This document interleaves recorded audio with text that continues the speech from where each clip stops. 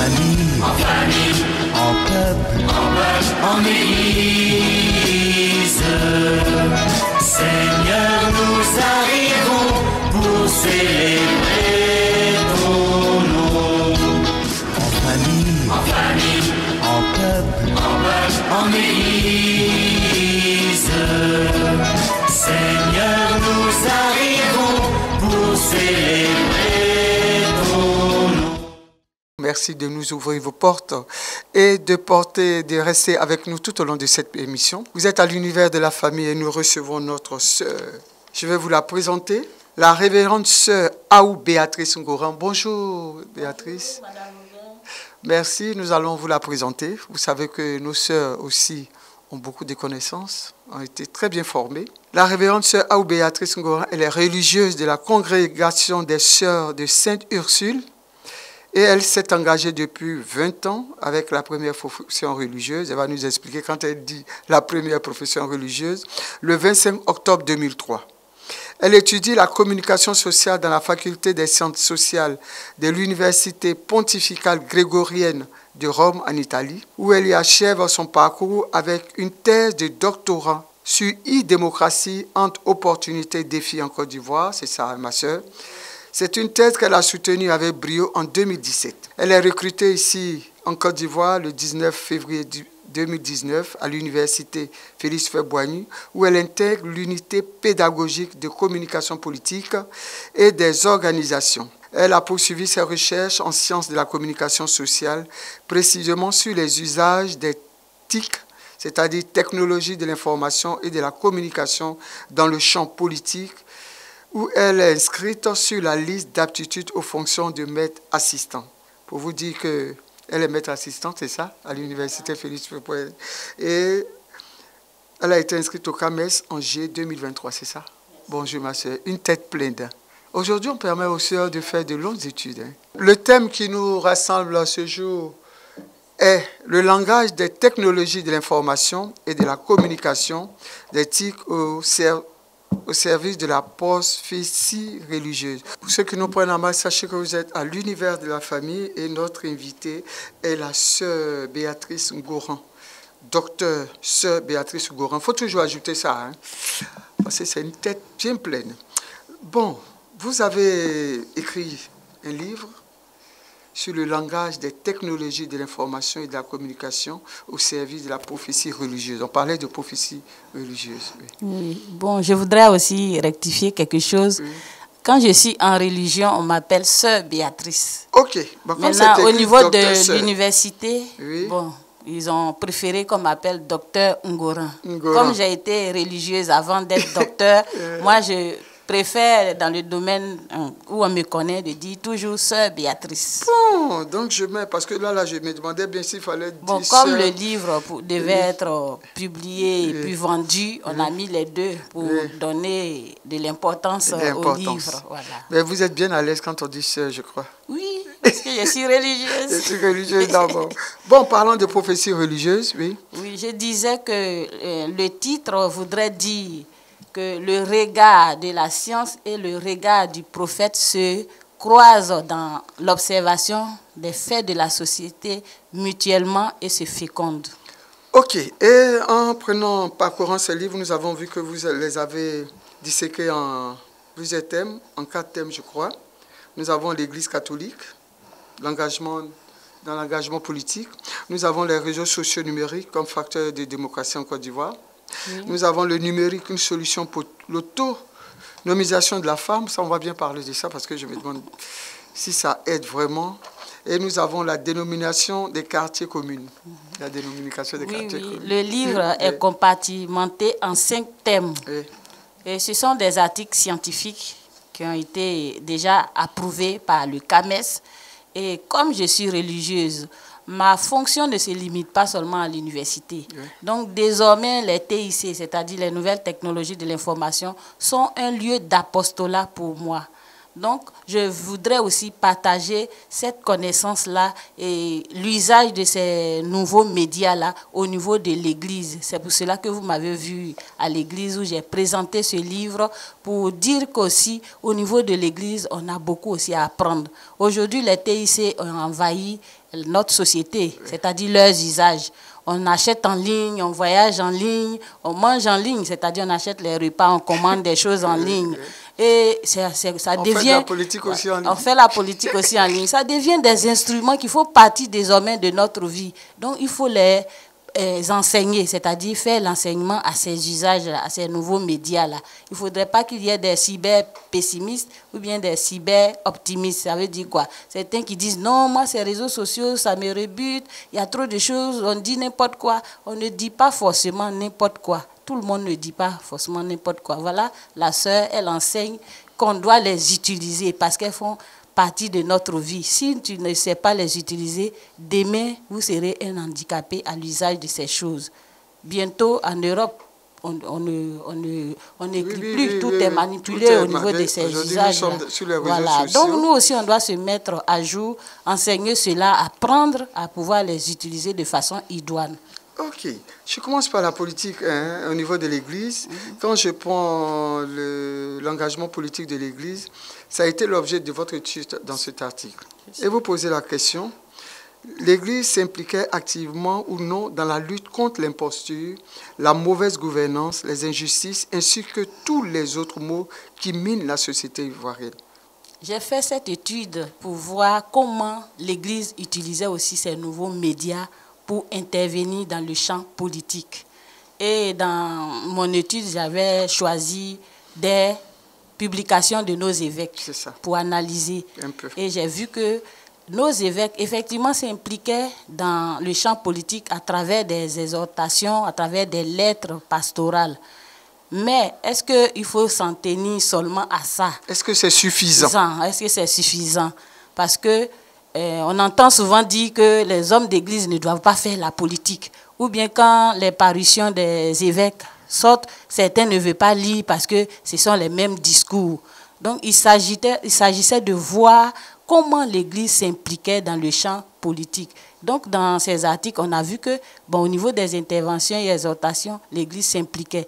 Mais il faut aller plus loin. Parce qu'elle ne restait seulement que sur les thèmes de réconciliation, de justice et paix, pendant qu'on souffre. On vit dans des bidonvilles, on vit dans des quartiers précaires. Bon, je ne dis pas là que l'Église ne s'implique pas à ce niveau, parce qu'ils font aussi beaucoup de choses. Il y a beaucoup de dons qui se font, ils combattent l'injustice, mais nous sommes en train de dire que ça ne suffit pas, parce que notre société continue de souffrir, le chômage, il y a des injustices que les gens subissent. Donc l'Église, elle doit encore réfléchir à d'autres actions qu'elle doit faire pour combattre toutes ces structures de péché. Donc, au niveau social, économique, comme culturel. On peut les citer, voilà. Parce que j'ai vu que vous parlez de mots, on a parlé de violence des terres, des ressources naturelles, les menaces sur l'environnement, le commerce des armes, la corruption, la complicité locale sur les prédateurs extérieurs, la nécessité de restaurer la justice, de combattre l'impunité, d'aboutir à une autosuffisance alimentaire, sans toutefois oublier la question du dialogue interreligieux.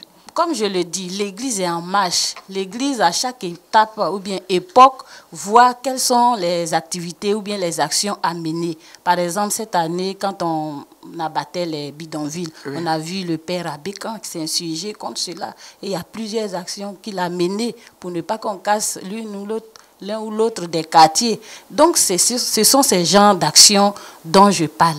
Il ne suffit pas de rester dans nos cathédrales, nos églises, faire les discours, mais descendre dans le champ politique. Et déjà... À quel moment il faut descendre? Quand c'est déjà fait ou bien avant? Non. Il faut anticiper, qu'on sent venir les choses. Parce qu'on a vu la lettre de l'ex-pape Benoît XVI qui avait demandé cela. Oui. Qu'on parte vers la population. Si, je dis que l'Église fait, mais ce n'est pas suffisant. Peut-être qu'il faudrait qu'on se fasse voir encore plus. Bon, c'est vrai, on construit des écoles, on visite les prisons, mais qu'est-ce qu'on fait pour ceux avant qu'ils ne partent en prison? Il faut créer du travail. L'Église aussi doit créer du travail parce que l'État ne peut pas faire tout seul. Donc c'est un peu ce genre de choses, c'est inciter l'Église à faire plus. En passant par les réseaux sociaux? Non, pas forcément, mais dans le champ social. Dans le champ social. Les réseaux sociaux ne sont pas les seuls médias. Il y a l'Église même qui est un média. Oui. Les homélies sont des médias. Les réseaux sociaux aussi sont des médias. Vous pensez que les homélies, on nous demande de faire 10 minutes maintenant, c'est suffisant pour exhorter les chrétiens? Il n'y a pas seulement que les homélies, mais il y a des formations que l'Église, les gens ne vont pas. Et c'est pour cela que ça n'impacte pas la société. Mais qu'est-ce qu'il faut faire pour que ces formations impactent les chrétiens?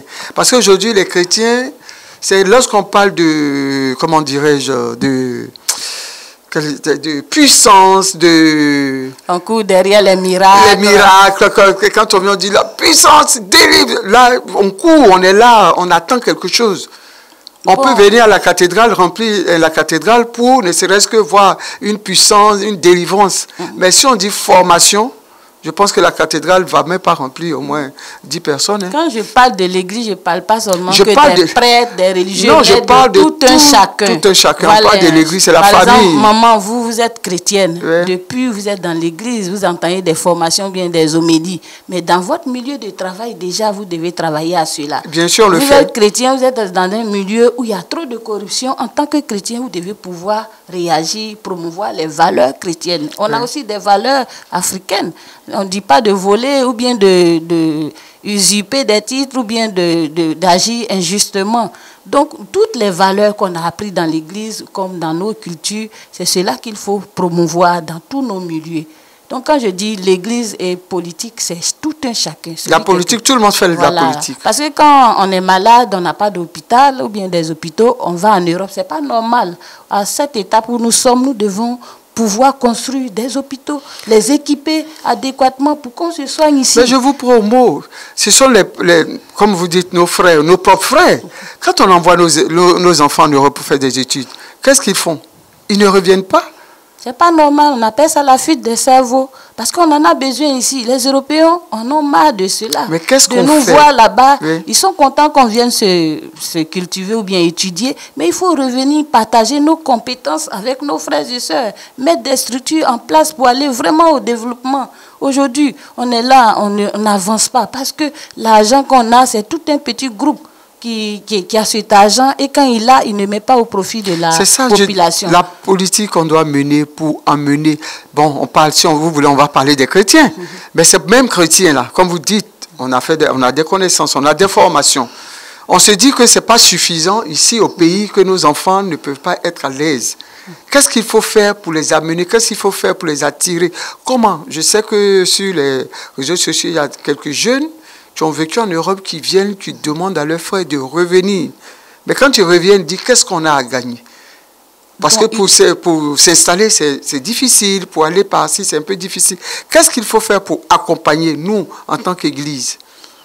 Bon, c'est ce que je viens de le dire là. Oui, mener des actions concrètes. Mener des actions concrètes. Mais c'est quoi les actions concrètes, ma sœur? Ce qui fait qu'on quitte pour aller de l'autre côté là. Oui, les c'est faire quoi? aussi ici. Construire aussi des universités qui sont compétentes, reconnues, et puis trouver aussi des choses, créer du travail. Il ne suffit pas de construire des grandes écoles. Quand tu parcours la Côte d'Ivoire, c'est plein de grandes écoles, mais des postes de travail, on n'en trouve pas. Il faut créer d'autres postes de travail pour que tout le monde ait du travail. Et puis il faut abolir ce titre de recrutement où c'est seulement ceux qui ont l'argent qui peuvent se faire recruter. Et recruter tout le monde, partir sur les mêmes bases. Quand il y a un concours, on passe le concours et puis tout le monde a accès au concours. Donc on réussit. Donc on a des façons de faire aujourd'hui en Côte d'Ivoire. Donc on a besoin de nos pères pour lancer cet appel au moins pour que leur voix porte. On en parle dans nos églises. Oui, quand on voit nous sommes là tous dans l'église. Les intellectuels, les ministres, les cadres, on entend, mais quand on sort, on ne fait pas cela. Mais je vais vous dire, ma chère, c'est bizarre, hein? On est chrétien, catholique, on vit bien notre vie, mais quand on rentre dans la politique, je ne sais pas si là-bas, il y a autre chose, on change. Je ne sais pas si c'est notre cerveau, bien notre regard, on change totalement. Sinon, on a des chrétiens qui sont bien installés, mais qui peuvent aider leurs frères et sœurs, ou bien aider la population, toute la population, quel que soit le domaine religieux, mais qui, arrivés là-bas, font autre chose. Alors, on se demande bien qu'est-ce qui se passe. Bon, l'évangile dit qu'on ne peut pas sur 2 mètres Dieu et l'argent. Soit on suit l'un ou on suit l'autre. Si nous sommes vraiment chrétiens, je ne pense pas que l'argent puisse nous détourner. Peut-être que si on opte pour l'argent ou bien pour d'autres valeurs, c'est parce que peut-être on n'a pas encore la foi bien assise. Donc il faut vraiment... Donc c'est qu'on n'a pas encore la foi bien assise. Autrement, on agirait bien, la société serait juste, tout le monde aurait du travail, personne ne souffrirait de la faim, de la soif ou du dénuement. C'est ce que l'Église promeut. Et c'est ce qu'on cherche tout le temps dans nos homélies, dans nos formations, à inculquer aux chrétiens pour que la société soit plus juste. Et nous avons combien d'années maintenant la Côte d'Ivoire? Parce que ça continue toujours. Hein? Depuis 1960, on continue. On attend combien de siècles d'abord? Parce que les chrétiens... Jésus a dit de toujours... Ah, mais les jeunes d'aujourd'hui, pour ce 21e siècle, c'est pas assez... Maman, c'est pas assez. C'est pour cela qu'on dit l'enseignement est pédagogique. Ça veut dire qu'on peut toujours... enseigner, on peut toujours interpeller. Il faut interpeller à temps et à contre-temps. C'est pour cela que même quand c'est difficile, nos évêques prennent le risque de dire, de condamner même les structures aussi internationales, de dire, de promouvoir la paix, de laisser les pays vraiment libres pour qu'ils puissent agir. Et quand on vous laisse libre, maintenant que vous agissez, il faut penser à la population. Il faut que les ressources soient reparties, que ce soit équitable, pour permettre aux jeunes, à ceux qui viennent, d'être à l'aise et rester travailler dans le pays. Vous avez compris. Les réseaux sociaux numériques comme facteur de démocratie en Côte d'Ivoire, ma soeur. Je prends quelques lignes de votre introduction. L'Internet est le média de la liberté et un moyen de lutter contre tous les abus. Partout dans le monde, le web social participe grandement à l'expression libre des citoyens et au renforcement du pluralisme politique à travers les échanges des citoyens dans le champ politique. La e-démocratie, excusez-moi. Bon, l'Internet. L'Internet est aujourd'hui l'instrument le plus démocratisé. Vous voyez, maman, aujourd'hui, si moi je veux prendre mon téléphone ou bien ma page Facebook ou bien ma page WhatsApp, je peux partager ce que je veux. C'est ce que ça veut dire l'instrument le plus démocratique. Donc le fait que je puisse moi-même partager librement, ça me rend en même temps participant à la vie de la démocratie. Parce que je peux dire mon point de vue comme je veux, à temps et à contre-temps, partager à qui je veux. Donc c'est un instrument démocratique et ça participe aussi à la démocratisation de la société, c'est-à-dire la liberté d'expression. Alors que je ne peux pas me lever, venir à Radio Espoir si je n'avais pas eu votre permission ou bien je n'avais pas payé mon temps de passage. À Internet, ce n'est pas le cas. Les passes sont moins chers et les téléphones sont faciles à utiliser. Donc, si bien que tout le monde peut publier là-dedans, parler librement et puis s'exprimer au niveau de la démocratie. C'est vrai que c'est la démocratie, mais ce n'est pas tout le monde qui se laisse voir aussi sur le net. Oui, j'ai dit cela aussi. Ça, ce sont les revers. Oui. Parce que les gens parlent sous l'anonymat, ils se cachent derrière les réseaux sociaux. Si on dit qu'on parle librement, ou bien on a la liberté d'expression, ou bien on est dans une société démocratique, il faut assumer ses responsabilités. Il faut dire de façon responsable ce qu'on pense. Et c'est pas parce qu'il y a la peur aussi, parce que s'il faut se dévoiler, il y a certains qui se dévoilent, il n'y a pas de problème. Il y a certains qui se cachent. C'est pas parce qu'ils ont peur. C'est que la liberté d'expression n'est pas vraiment promue, on ne le perçoit pas vraiment. C'est pour cela que certains se cachent. Donc le pays, on ne peut pas dire que nous sommes tout à fait démocratisés. Ah, là, j'allais vous prendre au mot. Mais petit à petit, nous sommes en train de tendre vers, parce qu'il fut des années en arrière, ce n'était pas possible. Mais maintenant, petit à petit, on est en train de démocratiser la société, permettre aux gens de s'exprimer librement. Ça, c'est à encourager. Ce n'est pas encore suffisant, mais c'est à encourager. On a nos médias d'autrefois. Aujourd'hui, je pense que les titres ont pris le dessus. Les réseaux sociaux ont pris le dessus, que ce soit en Europe et en Côte d'Ivoire. On n'a plus besoin de beaucoup de trop de papier. On veut vraiment écouter et voir. Donc, aller vers les médias... Comment dire, on appelle médias d'État, c'est un peu difficile parce que je sais qu'en communication, les journalistes vont à l'information. Mais bizarrement, en Afrique, ce sont des personnes qui vont à l'information chercher les médias pour venir. Or, avec les réseaux sociaux, il n'y a pas de problème. Il n'y a plus besoin de ça. Donc, oui, nous sommes... Voilà. C'est pour cela que j'ai dit que ce sont des outils démocratisés. L'accès est facile. nous tous, on peut aujourd'hui s'exprimer sur les réseaux sociaux. Pour s'inscrire sur Facebook, on ne te demande rien.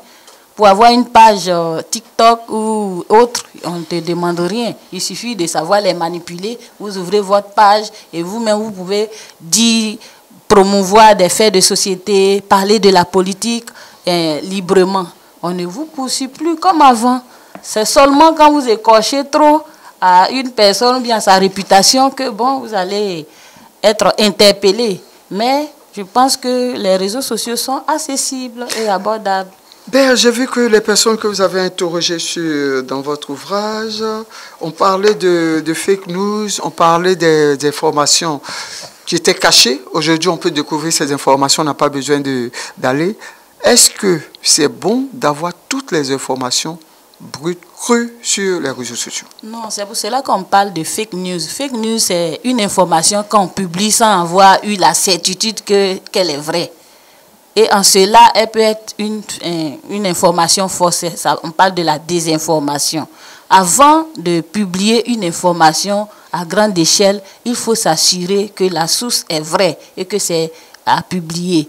Ou bien demander aussi l'avis des gens. Quand vous faites des interviews, il faut demander l'avis des gens. Est-ce que je peux tout publier en l'état ou bien enlever des parties? La personne va vous le dire.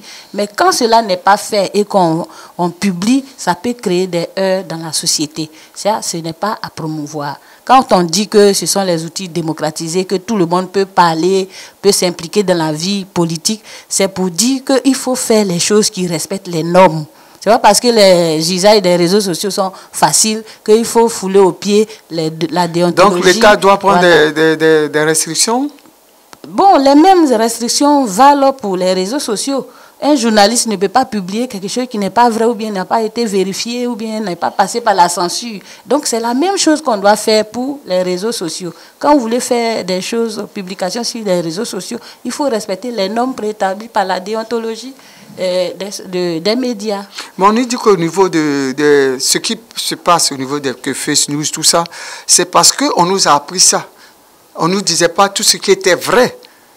Donc, les réseaux sociaux n'ont pas inventé cela. Bon, ce que vous dites, je comprends. C'est vrai parce que c'est là, j'ai lu, les médias nous cachaient certaines choses. Les médias d'État ne disent pas tout. Parce que c'est eux qui promeuvent ces médias, c'est-à-dire c'est eux qui payent. Et les médias leur appartiennent. On paye aussi, hein? Oui. Oui, vous payez, et puis ça vous appartient. Voilà. Donc ça nous appartient tous. Oui, mais toutes les informations ne peuvent pas passer là-bas. C'est pour cela que les médias sociaux là sont des alternatives. Ce sont des médias alternatifs pour faire passer aussi notre vision et d'autres réalités que l'État n'ose pas dire. Mais ça ne veut pas forcément dire que c'est fake news. Parce que le journal ou bien les activités qu'on voit, c'est toujours sélectionné selon le fil. Les réalités aussi sont là. Voilà. Donc, il y a certains citoyens aussi qui peuvent parler de ces choses-là. Mais ça ne veut pas dire qu'on les cache. Aujourd'hui, on a cette possibilité de découvrir. Voilà, de découvrir, de faire voir d'autres choses aussi. Donc ça, c'est important. Mais c'est pas... C'est vrai, comme je l'ai dit dans le livre, tout ne peut pas passer sur les médias d'État. Mais les autres médias, les autres peuvent utiliser les médias qui sont à leur portée pour dire ce qu'ils pensent. On a vu pour les élections aux États-Unis que certains médias nous disaient la vérité, certains pas. Et à la fin, on s'est rendu compte qu'il y avait beaucoup de choses. Non, et aujourd'hui, les gens se retournent vers les réseaux sociaux. C'est né pour cela. Les réseaux sociaux, c'est leur travail d'aider. C'est-à-dire, comme je l'ai dit, là où les choses ne seront pas dites, les médias sociaux... Oui, mais quand on se détourne des médias d'État, c'est quelque chose. Parce qu'il y a des personnes qui travaillent, il faut les payer, il faut payer. Il y a plein de choses. Si on doit se détourner de ces médias-là, alors ça sera un peu compliqué. Bon, parce que c'est une guerre, hein, les réseaux sociaux contre les médias, les journaux, tout ça. Bon, c'est dommage que ça arrive comme cela, mais les médias sociaux sont des alternatives. On appelle ça des médias alternatifs. Et ce qu'on y fait là-bas, on appelle ça du citizen journalisme. Ça veut dire quoi? C'est le journalisme du citoyen. Là où le citoyen est libre de penser, de dire ce qu'il veut. Ce qu'il a vu aussi. Non, voilà. Ce qu'il a vu. Pour dénoncer aussi. Oui. C'est tout cela qu'on fait sur dans le journalisme citoyen. Journalisme. Je vais vous poser une question, parce que quand je vous regarde, on parle de communication. Pourquoi vous avez fait ce choix en tant que religieuse? Parce que moi, je suis religieuse, mais j'ai travaillé un peu à la radio Notre-Dame de Yamoussoukro. Je veux dire, vous êtes religieuse. On sait que dans cet aspect, c'est pas tout comme vous dites, il y a des restrictions. Imaginez que vous venez, vous avez une information à donner. Que cette information est censurée et que vous savez que c'est vrai que vous devez donner en tant que religieuse, ma soeur. Parce que quand je vois le père Abékan, lui, il se jette au four, il avance en tant que religieuse. Et il y a une censure là. Qu'est-ce que vous faites?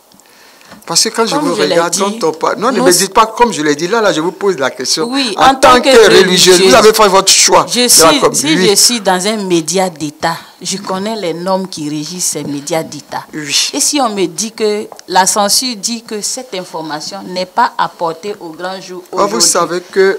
Et je sais que c'est une information à donner. Vous avez vu dans d'autres pays, c'est passé à travers une radio qu'il y a eu le génocide au Rwanda. Mais pourquoi vous... Non, là, je vous arrête. Je ne parle pas de génocide, je ne parle pas de... Parce qu'en fait, c'est ça, c'est ce qu'on ne comprend pas. Je vous ai posé une question bien précise. Bien précise. C'est pas question de génocide. Je ne peux pas le dire, parce que si dans la structure où je suis, on me dit de ne pas le dire, il faut que je trouve la structure qui me permet de le dire. Il faut trouver un autre média, un autre canal par lequel je dois le dire. Mais si c'est un média d'État et que la censure dit non, cette information ne peut pas passer, je suis obligée de respecter. Donc c'est seulement dans les médias d'État qu'il y a... Non, ça dépend de la ligne éditrice du média où je suis. Voilà, ça ne veut pas dire que moi je vais taire l'information, mais il y a d'autres médias qui peuvent me permettre de pouvoir donner cette information. Et là-bas, si je le dis, j'ai mes pleines raisons. Voilà, c'est un peu comme cela. C'est pas parce que tu es religieuse qu'il y a une vérité que tu dois dire n'importe où ou bien n'importe comment. Il faut respecter les normes qui sont préétablies et puis voir quels sont les autres types de médias qui permettent aussi de faire cela. Donc on dit merci à Dieu parce qu'aujourd'hui on a nos médias. Oui, on a notre télévision. Voilà, aujourd'hui nous sommes là, nous sommes en train de parler de politique, de dire ce que l'Église doit dire ou bien ce qu'un citoyen lambda peut dire. C'est ce que nous sommes en train de faire aujourd'hui. Et quand on nous a dit que de ne pas marcher, ça vous a fait quelque chose en tant que communicatrice? La marche de la paix. Ça m'a fait beaucoup mal. Ça m'a fait beaucoup mal. Bon, je n'ai pas compris pourquoi on n'a pas marché. Parce qu'on avait dit que c'est fait des pétitions, c'est-à-dire prier la Vierge Marie, un pèlerinage jusqu'à la cathédrale pour faire la prière. On pouvait maintenir cela. Bon, je ne sais pas pourquoi cela n'a pas été fait. Bon, il y avait plusieurs raisons. Il fallait respecter, fallait pas exposer les chrétiens parce qu'on ne pouvait pas savoir comment ça allait dégénérer. Voilà, mais les marches pour prier pour la paix, ça c'est pas avec le chapelet. Avec le chapelet, calmement, on pouvait le faire. Dans la Côte d'Ivoire, nous appartient à tout le monde. Hein. Oui, voilà. Mais bon, pour protéger les chrétiens, nos pères, nos évêques, on préférait on n'expose pas la vie de nos chrétiens. Bon, je passe au troisième thème, parce que ça me tient à cœur, sur l'autonomisation de la femme. L'autonomisation de la femme, c'est aussi un bon thème de société, parce que, bon, dans le temps ancien, nos mamans n'avaient pas droit à la parole. Nos mamans étaient vraiment seulement au ménage. Et aujourd'hui, quand on parle d'autonomisation de la femme à travers le numérique, on le sent bien. Il y a des pages il y a des femmes qui ont des pages Face où elles mènent des actions citoyennes, où bon, elles gèrent même des pages où elles vendent, où elles arrivent à s'exprimer. Aujourd'hui, la femme...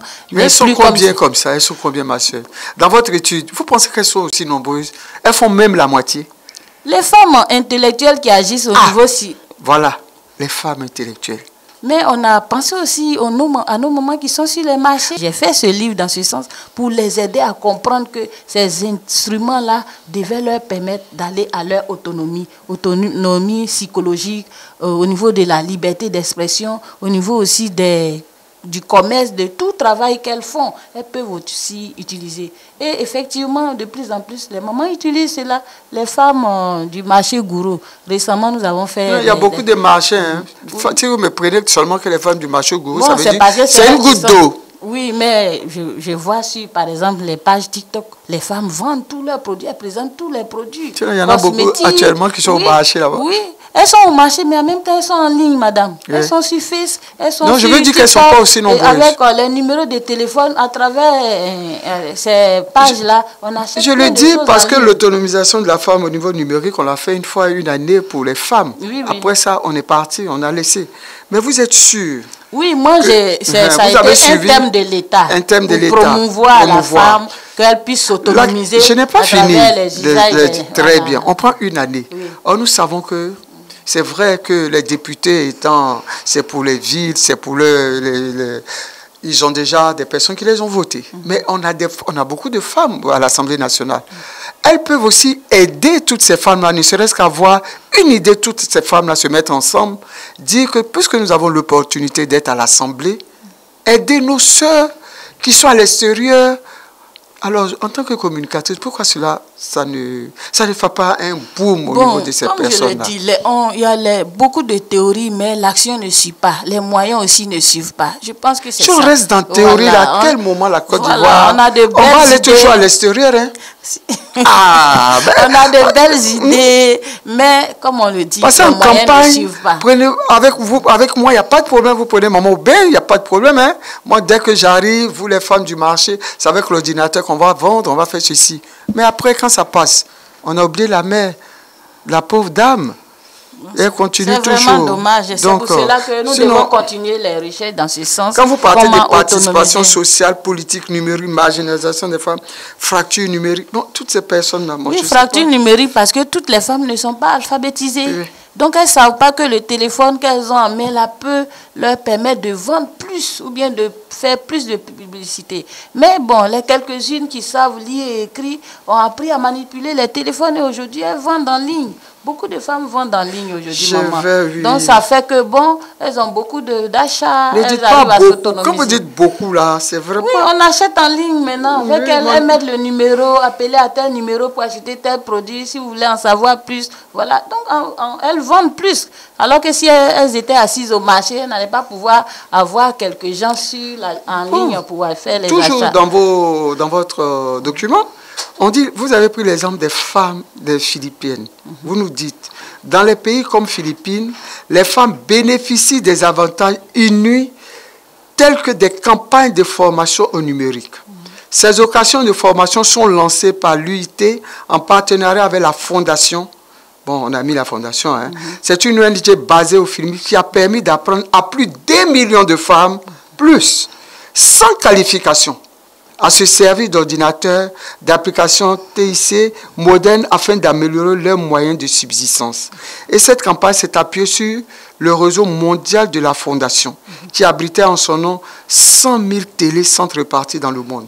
Ça veut dire que... C'était un appel que je faisais. C'est pour mettre à nu que voilà des initiatives qui se font dans d'autres pays. Pourquoi ne pas les imiter? Et moi, je vous dis que nous sommes en train de nous organiser au niveau de l'université. Nous sommes en train, quelques professeurs et étudiants, nous sommes en train d'aller justement dans les zones rurales à Fakobli et à Man pour aller faire une étude de terrain pour voir les vrais problèmes. Parce qu'aujourd'hui, on nous a dit qu'il y a beaucoup de filles qui sont déscolarisées. Il faut comprendre pourquoi ils sont déscolarisés, quelles sont les structures à mettre en place pour pouvoir... Ça là, il y a longtemps, on a fait ces enquêtes-là. Les filles déscolarisées, on sait qu'il y a des parents qui n'aiment pas mettre les filles. Ce sont toujours les petits garçons. On a lutté avec l'UNESCO, avec l'UNICEF. On a fait ces campagnes. Vous allez repartir encore faire ces études. À quel moment vous allez venir vous asseoir? On va passer, on sera là, je ne sais pas, quel siècle. On avait besoin de toujours mettre à jour les données. Ces documents-là, ces données sont dans les tiroirs. Il suffit de les sortir, de les rafraîchir, les épouser. Et puis, commencer à travailler. Sinon, maman, quand vous me le dites, il faut me mettre à disposition. Parce que moi, je sais, je le dis parce que... dans 2 semaines pour moi, je le dis parce que j'étais dans ces organisations. Je le dis parce que je sais. Quand vous partez, et moi, en fait, je le dis, vous savez, on finit. tu fais les études, quand vous venez, vous les mettez dans les tiroirs, puisque qui va poursuivre? Le budget qui a été donné, on a fini de faire le budget. Quand l'année arrive, quand vous avez un budget, vous ne travaillez pas sur toute l'année. En principe, on devait travailler sur les 365 jours. Mais matin, vous vous levez, on vous dit, bon, on a un séminaire au mois d'octobre, novembre, parce que l'année finit, il faut aller faire son bilan, présenter. Mais c'est tout ça qui nous met en retard au niveau de l'Afrique. Parce qu'on ne prend pas essentiellement. Sinon, les enquêtes que vous allez faire là, c'est déjà fait. Oui. Moi, j'ai plein de documents de l'UNICEF, des enfants, des filles à l'école, j'en ai plein. Puisqu'il y a une structure au niveau de l'éducation nationale qui s'occupait de ça. Donc, les documents sont là. Donc, maman, moi, ce que nous sommes en train de faire, c'est de se constituer en association. Bon, allez-y en association pour travailler sur ces données déjà qui existent. Bon. Et puis d'autres données aussi qu'il faut pour se mettre à jour. Et comme je le dis, nous lançons aussi des appels aux ONG qui travaillent sur les mêmes questions d'éducation. L'État, bon, comme vous le dites, on ne peut pas tout faire. L'État ne peut pas tout faire. Il faut que des privés, des ONG aussi se mettent à la tâche. C'est ce que nous aussi, nous sommes en train de faire. Vous avez vu, j'ai écrit ce livre, je l'ai vendu, et grâce à la générosité de beaucoup d'entre vous, on a pu appuyer un internat à l'Ouest. Mais je vous dis que ce n'est pas suffisant. Il y a encore beaucoup de filles qui ont des conditions difficiles, qui ne peuvent pas venir. Il y a des moyens, l'ONG donne des moyens, il y a des moyens, l'État aussi donne des moyens, mais il faut bien que ces moyens arrivent. Voilà. Et puis il faut que nous aussi, nous qui voulons vraiment travailler à cela, qu'on sache les ONG qui travaillent sur ces questions-là pour collaborer. Les bonnes ONG. Bonnes ONG qui travaillent sur ces questions-là pour travailler ensemble. Voilà. Bon, on continue toujours. Donc, les femmes, vraiment, c'est un peu difficile. On continue toujours avec les femmes. Mais c'est vrai. Non, on lutte pour l'autonomisation de la femme. On lutte pour le bien-être de la femme. Combien d'années, il y a des pays qui étaient avant. On était avant. Aujourd'hui, regardez quand vous prenez la Philippine. Comment des personnes, des mères, des sœurs qui ne sont pas là à l'école aujourd'hui, qui te manipulent l'ordinateur pour vendre, pour travailler. Alors, et puis, ce n'est pas seulement pour vendre. Si elles ont accès à cela, aujourd'hui, elles peuvent se prendre en charge au niveau de la famille, au niveau de la société. Elles peuvent même discuter. Bon, maman, on n'a pas à s'alarmer, on n'a pas à se... Ah oui, c'est ça qui nous met en retard. Se décourager, il y a toujours... L'Asie est passée, hein. Mais la Côte d'Ivoire passera. Bon, la Côte d'Ivoire, mon Dieu, on était devant. Sinon, Dieu nous a fait. On nous dit, qu'est-ce que je veux dire? Il faut également rendre plus accessible le numérique chez les femmes en adaptant leur contenu aux aspirations de la femme. Quelles sont les aspirations de la femme? Est-ce que c'est ce que nous voulons? Parce que déjà, au niveau de l'informatique, il y a déjà un barrage. Vous savez que nous, les femmes, quand on prend la femme et le garçon, je parle de l'homme garçon, c'est toujours les hommes qui font l'informatique. Même quand on fait les orientations.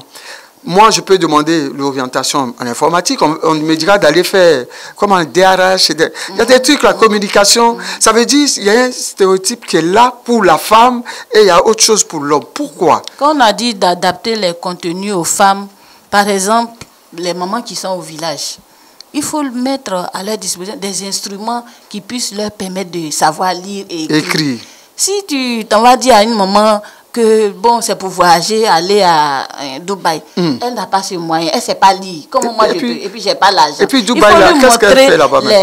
Les instruments, c'est-à-dire les manipulations qui vont lui permettre de pouvoir vendre bien ses produits, de pouvoir savoir lire et écrire, de pouvoir même savoir utiliser Internet pour dire aussi son mot dans la société quand on aborde tous les sujets concernant les femmes. C'est ce que ça veut dire, adapter les contenus aux aspirations des femmes, selon le contexte où elle est. Donc, en conclusion, vous dites, le numérique lui permet ainsi de s'épanouir, de passer le temps, de prendre le pas sur les préjugés dont elle est victime et de s'autonomiser économiquement. Cependant, peu de femmes s'adonnent à ce secteur. C'est ce qu'on vient de dire. Parce que, bon, elles ne sont pas alphabétisées ou bien, bon, dans le choix des filières, on pense que la femme doit être plus dans telle filière plutôt que d'être dans le domaine de l'informatique, etc. Et vous pensez que si nos responsables, moi je parle toujours de l'Assemblée parce qu'on a des femmes là-bas, pensaient à autre chose, défendaient vraiment les femmes, personne. Parce que les femmes sont plus nombreuses que les hommes, bizarrement. Oui. Mais ce sont les hommes... Bon, il y a certains hommes qui soutiennent les femmes. Hein. C'est pourquoi ça marche toujours. Et comme les femmes ne peuvent pas faire des actions sans les hommes, ils sont avec nous, ils nous accompagnent. Mais il faut d'abord que les femmes se mettent devant pour qu'on puisse nous accompagner. Aujourd'hui, on serait devant, madame. Oui, oui. C'est pour cela qu'on fait... Sinon, on demande qu'on fasse l'effort d'avoir plus de femmes dans nos gouvernements, dans nos directions, parce que ce sont les femmes elles-mêmes qui peuvent lutter pour... Et les femmes elles-mêmes sont leurs ennemies. Elles-mêmes, elles sont ennemies de leur propre sœur.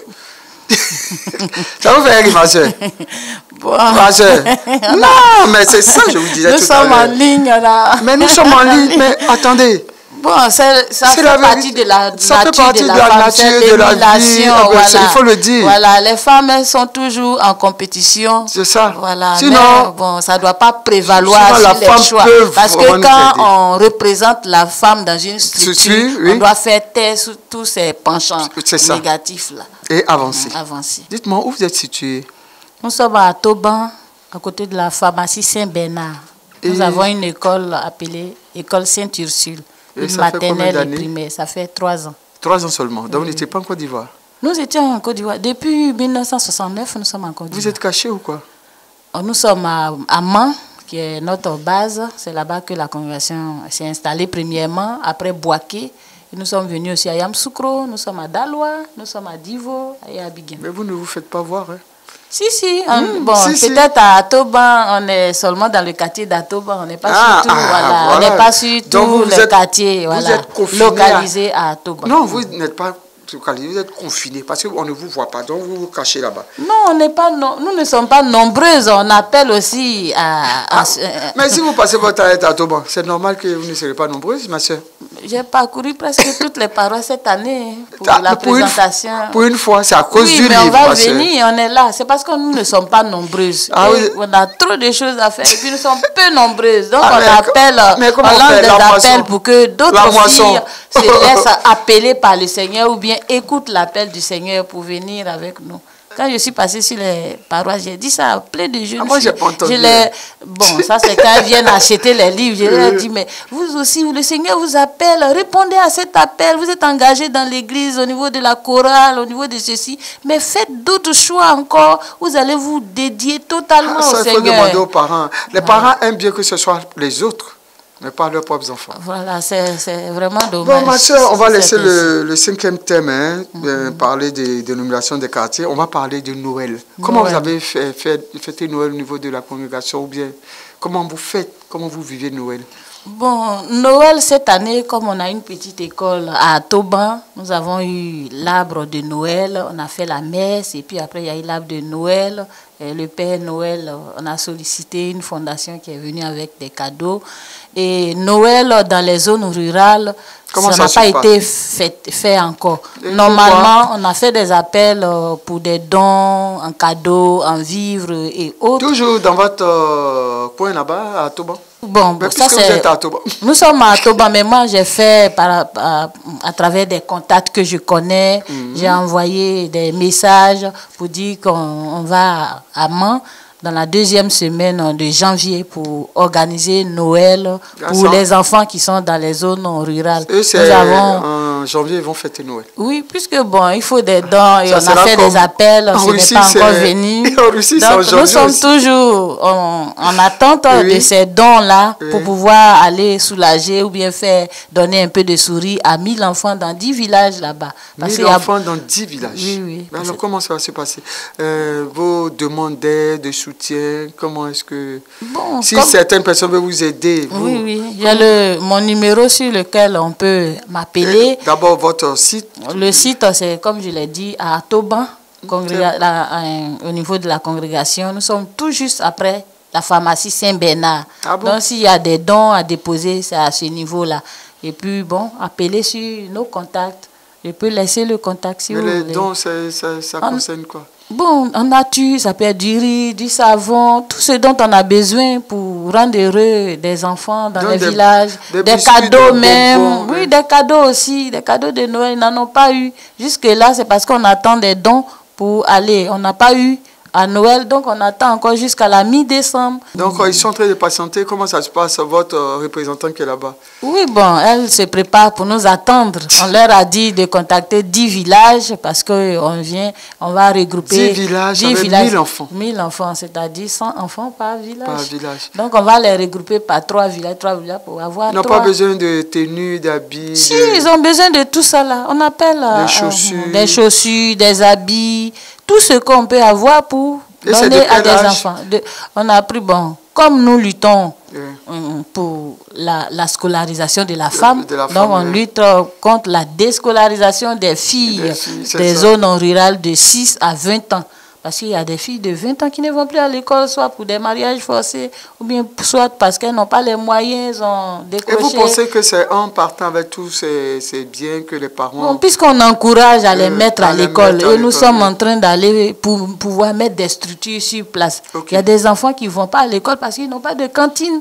Ils vont à l'école, ils ont faim, donc ils décrochent. Donc il faut voir comment installer aussi dans ces villages-là des cantines. Voir aussi, bon, pourquoi il ne vient pas, si c'est mettre un baka sur la route pour ramasser les enfants, venir et puis les raccompagner à la maison. Il n'y a pas de personnes de bonne volonté, je parle des cadres de ces villes-là, hein. Il y a des hauts cadres quand même qui sont là, qui sont à Abidjan même, qui sont aussi là-bas. Bon, lorsque je passais dans les paroisses, on nous a donné des contacts.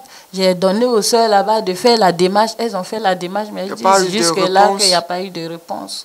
Bon, voilà. Peut-être qu'ils vont finir de fêter d'abord et puis reprendre. Voilà, donc vraiment, bon, nous utilisons ce cadre d'aujourd'hui-là pour lancer des appels dans ce sens. Nous devons aller aussi porter la joie de Noël à ses enfants. Mais Jésus est arrivé, non? Oui, il est arrivé, mais Jésus est là toujours. Noël c'est toujours. Noël, c'est la célébration de Noël, c'est toujours célébrer la fête, vivre dans la convivialité, la paix, tout ça là, c'est Noël. Mais c'est comment vous vivez tous ces moments? Comment vous vivez cela? Noël ou bien... Non, mais la vie, de voir les autres dans la souffrance, dans la pauvreté. Oui, puis bon, nous, comme c'est notre charisme, c'est une souffrance pour nous. Parce que nous sommes des religieuses, comme je vous ai dit, nous avons pour charisme l'éducation, l'instruction de la jeune femme, jeune fille. Donc quand nous sommes dans un milieu où les filles ne vont pas à l'école, on est désolé parce que notre fondatrice, nous sommes nés en 1606, plus de 400 ans, elle luttait dans son milieu là-bas pour l'égalité du genre. Donc la scolarisation de la jeune fille. Aujourd'hui, on voit que cette inégalité-là perdure encore. Donc nous qui prenons la relève, on trouve que ce n'est pas normal. Surtout en Côte d'Ivoire, de nos jours, voir des enfants qui ne vont pas à l'école. Nous avons été interpellés en apostolat. Quand nous partons pour les messes dans les villages et les campements reculés de Mans, les parents nous ont dit, voilà nos enfants, ils ne sont pas proches des écoles, ils ne vont pas à l'école. Donc si vous pouvez les accueillir pour qu'ils partent à l'école. Nous avons fait cela, mais on n'a pas toujours les moyens pour bien faire. Et quand vous les prenez, les enfants n'ont pas de niveau. Il faut utiliser les encadrer, des maîtres de maison ou bien des cours de renforcement pour faire une mise à niveau. Tout ça là, ce sont des moyens. Et nous sommes seuls à nous battre pour cela. Nous sommes des religieuses. C'est vrai que de part et d'autre, chacune travaille, mais ça ne suffit pas. Il y a beaucoup à faire, il y a beaucoup de besoins, beaucoup de monde qui sont dans les mêmes souffrances. Donc c'est pour cela que nous utilisons les occasions que nous avons, comme aujourd'hui, pour appeler à la générosité. Les réseaux sociaux, ma soeur. Les réseaux sociaux, c'est aussi un domaine où on peut avoir beaucoup de dons. Là, vous lancez l'appel. Il y a des personnes de bonne volonté. Je les ai utilisés, j'ai lancé des appels. Bon, je suis toujours en attente. Certains déjà réagissent. Par rapport à ce que nous devons faire, c'est pas assez. Voilà. On dit merci à ceux qui ont déjà réagi, mais on appelle d'autres aussi à s'y joindre à nous pour que cette activité puisse avoir lieu. Vous êtes en dehors de la Caritas de Côte d'Ivoire, je parle, pas de la Caritas de chose. Bon, comme vous dites, nous sommes en dehors, ça veut dire quoi? Non, j'ai dit, ça veut dire que vous entretenez des relations avec Caritas Côte d'Ivoire. Pas encore, c'est Pas maintenant. encore. Bon, Et les maintenant organisations, que je mène des activités c'est dans ce maintenant sens. dans ce Voilà. sens, Donc, ok. je vais aussi interpeller les Caritas. Bon, les paroisses où je suis passée, Oui. j'en ai parlé à la Caritas, mais là où je ne suis Parce pas que je encore sais que passée. cette année, il y a des villages aussi qui ont demandé de l'aide Oui, aux oui. paroisses. Oui, oui, mais ils ont dit que bon, nous n'avons pas pu faire l'appel tôt, donc l'année prochaine. ça Là, fait vous que- commencez l'année prochaine, donc Noël c'est en décembre, vous commencez Voilà. à partir de janvier alors. Janvier. À partir de... Non, ça veut dire que toute l'année maintenant, l'année, mais c'est nous ça, allons toute l'année, adresser donc à partir de voilà, janvier, Voilà, à vous, partir de janvier déjà, oui. on va adresser des lettres Des- à des caritas de paroisses pour qu'on puisse petit à petit avoir ces dons-là. Oui, mais à qui vous adressez ces demandes? Pas seulement aux chrétiens. Bon, C'est à tout le monde. aux prêtres aussi. Parce que je sais que la Caritas accueille tout le monde. Est-ce que vous partez vers tout le monde? Je dis bien tout le monde. Ça vous fait rire, mais je vous le dis. Partir vers tout le monde. Il Oui. faut qu'on puisse avoir leur contact et autres. Mais bon, dans nos paroisses, ceux qu'on connaît, on est allé vers eux. Là où nous sommes passés sur les paroisses, les Caritas, je leur ai envoyé des messages. Ah, mais il y a des églises Voilà. aussi Les évangéliques autres qui sont là. églises. Oui, les autres C'est églises pour sont là. cela, bon, il faut... Dans la mosquée aussi, on peut aller demander de l'aide. Mais bien sûr, Si, on puisqu'on va les le accueille, faire, nous on sommes va tous le des faire. frères. On va le faire. Actuellement, ils sont tous à l'écoute, donc je pense que... Parce que nous ils sommes seront- tous des frères. N'oublie Voilà. pas que quand on vient avec les dons, c'est tous les enfants. Voilà, Il y a tous pas ceux de- qu'on va accueillir dans Oui, les villages, c'est pas pas seulement que des chrétiens, c'est tous les enfants. Si, Donc si. tous les enfants. Donc Oui, moi oui. je me dis que les enfants de Dieu sont les enfants de Dieu. Donc on peut faire les demandes. Donc un on peu va partout. laisser notre contact pour qu'ils Ben, puissent nous contacter. Bon, vous dites Bon. doucement pour qu'on puisse Voilà, noter. chers auditeurs, comme nous l'avons dit, Noël à l'ouest ou bien dans les zones rurales n'a pas été fait. Nous lançons un appel à la solidarité, à votre générosité. Vous pouvez me trouver sur le numéro 07 59 2 x 01 53. Un deuxième. Ah, parce que si moi j'ai MTN Money. J'ai fait comment? J'ai MTN Money que j'ai pas Orange. Mais il y a Wave. Ah, Wave bon, là, Wave, c'est voilà. bon, Ce Wave, numéro ça est passe. Wave. C'est Orange Money et Wave. Ah, OM Voilà, et Wave. Voilà. Mais pourquoi vous ne voulez pas MTN? Vous n'avez Bon, vous je n'avez n'ai pas pas pensé. pris, je n'ai pas Bon, pour joindre la sœur, sur le numéro Orange bien Wave 07 59 01 01 53. Vous avez parlé d'école aussi à l'ouest. Oui, nous avons des internats. Là-bas, on n'a pas encore d'école. On n'a pas encore d'école. Normalement, on devait vous faire avez- des écoles. Oui. Et nos activités que nous sommes en train de partir mener, c'est dans ce sens. Aller voir les villages, comment... Pour les écoles primaires, vous Pour faites les les écoles internats primaires, aussi. oui, nous avons des internats. On a 2 internats. Un internat pour des enfants de 6 ans jusqu'au CM2. Et l'autre internat, c'est pour les filles de la 6e en terminale. Et je vous dis Vous que... n'encadrez pas les garçons? C'est seulement uniquement, oui, puisque vous faites Voilà, la politique. pour les promotion. filles, la Mais sinon, promotion. on avait pensé cela, mais quand Ça on sera a après. dit que bon, pour les hommes, ça va être compliqué parce que Oui, pour les femmes, pour encadrer des hommes, ça va être difficile. Il faut recruter des gens. ça, oui, quand oui. on a dit ça, ça va demander plus de fonds. Oui. Les villageois n'ont pas. Ah, non, pas rien. Parce que tout allait, voilà, il c'est fallait ça. trouver des Des bénévoles, bénévoles pour encadrer soutenir, les petits garçons. C'est ça. Voilà. Sinon, nous, Avec pour les le filles. moment, nous avons 2 internats, mais comme je vous le dis, les internats sont presque vides parce que les parents disent qu'ils n'ont pas les moyens. Vite, Et c'est-à-dire. Vides. Ils n'ont Mais, pas les ma moyens sœur, pour vous faire pouvez- venir des enfants. Vous ne pouvez pas lancer des prises en charge de une personne anonyme qui prend 2 ou 3 enfants. C'est ce Ça qu'on arrive. a fait à travers cette antenne-là, c'est pour parrainer des enfants. Très bien, le parrainage. Il faut des annoncer enfants. ça. Il y a- Si. Mais vous avez fait, comment on appelle ça? Vous avez fait votre thèse sur le langage des technologies de l'information et de la communication au service de la prophétie religieuse, ma Mais soeur. on a envoyé des messages sur WhatsApp. Dieu vous a sur des inspiré, Face. vous donner cette Oui. idée, c'est Oui, pour oui. pouvoir l'utiliser. Oui. Donc on appelle à des parrainages. On a lancé ça depuis le mois d'octobre passé. C'est-à-dire On continue, on ne se 2023. décourage pas. Voilà, on Le petit continue Jésus, de il le est là. faire. Il est Donc arrivé. ce livre a été vendu. Grâce à ce livre, on a pu aider un peu l'internat. Mais aujourd'hui, il y a encore beaucoup à faire, comme je l'ai dit, dans les villages. Les enfants n'ont pas de suivi. Les femmes sont pas alphabétisées. Donc nous sommes là pour ce travail-là. Nous allons aussi pour installer aussi des cantines.